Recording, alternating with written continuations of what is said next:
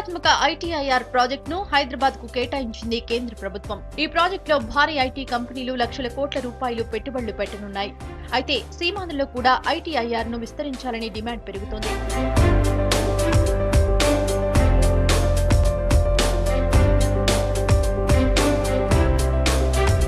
ITIR ను విశాఖ, తిరుపతిలకు కూడా మంజూరు చేయాలని ఆ ప్రాంతాల విద్యావేత్తలు కోరుతున్నారు.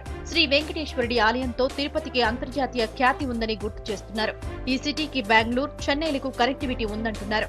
అంతేకాక పలు యూనివర్సిటీలు, ఇంజనీరింగ్ కాలేజీలు ఉండడంతో సీమా విద్యార్థులకు ఉపాధి లభిస్తుందని చెబుతున్నారు.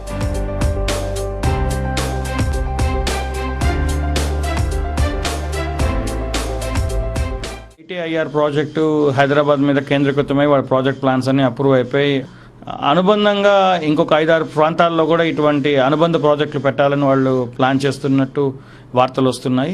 సో దాంట్లో ముఖ్యంగా తిరుపతి, వైజాగ్ ఖచ్చితంగా పెట్టాల్సిన ప్రదేశాలు. తిరుపతి లాంటి ప్రదేశాల్లో ఇటువంటి ప్రాజెక్ట్స్ రావడం అనేది ఎంతైనా అవసరం ఉంది. తిరుపతి అన్నది చాలా ప్రాముఖ్యత కలిగిన ప్లేస్.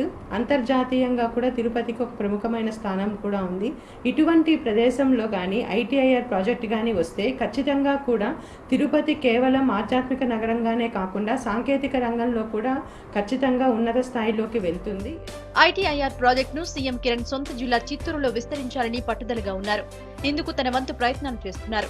శ్రీకాళహస్తిలో మన్నవరం భేల్ ప్రాజెక్ట్ ఇప్పటి వరకు అతిగతి లేకుండా పోయింది. ఈ ప్రాజెక్ట్ స్థానంలో ఐటీఐఆర్ ను ఏర్పాటు చేసే అవకాశం ఉందని అధికారులు భావిస్తున్నారు.